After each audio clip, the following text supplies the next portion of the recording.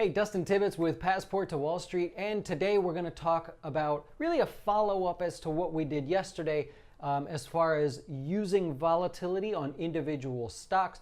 Today I want to talk about when you should buy options and when you should sell them. Not meaning sell to close your position, but sell to open a position. So it's very popular. Many people know how to buy calls and buy puts, but you can also sell calls and sell puts, and a lot of you are very familiar with that. And so we're going to sort of expand on what we did yesterday by covering not only the topic, but the same symbols as well. So here's the gist of it.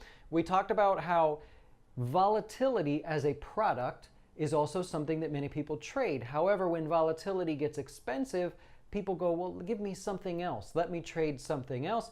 And so we looked at individual stocks. Akamai, AKAM was the symbol we looked at, to see how volatility was higher on that individual stock. And we talked about implied volatility. Today I'd like to keep going with that by bringing up the same stock. It's now a day later, of course, but we're going to look at AKAM, the stock symbol here. We've seen the sell-off. We've talked about it. It was our trade of the week before. And so now, following through with the implied volatility mark, what I want you to look at is if the implied volatility or the level of fear overall is higher for that stock, then you're going to want to consider selling options. Our trade of the week happened to be selling puts. However, it may not always be that it's a directional trade like that. It could be that the stock is moving higher and volatility is higher, and maybe you want to sell calls or some sort of other strategy there.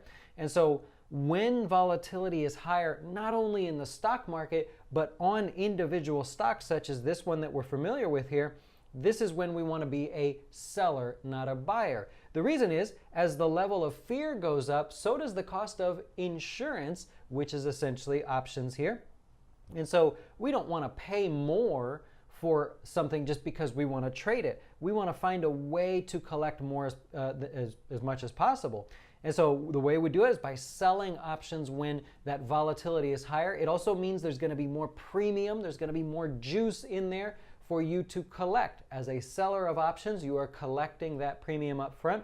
And when implied volatility is higher, that level of premium that you collect is more. So we want to do that. Now, in moments in time where volatility is lower for an individual stock now, we're going to want to look to be a buyer of options. If you happen to be directional, meaning you think the stock will go up or down, that's your opportunity to buy the calls or puts if that's the strategy you like.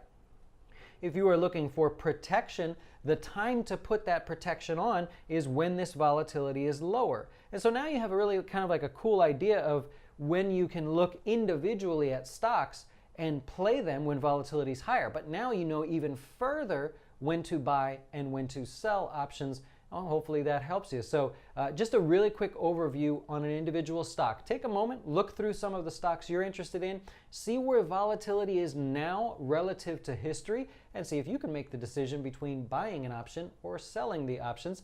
I hope it helps you. I hope it makes you a profit, and we'll talk to you soon.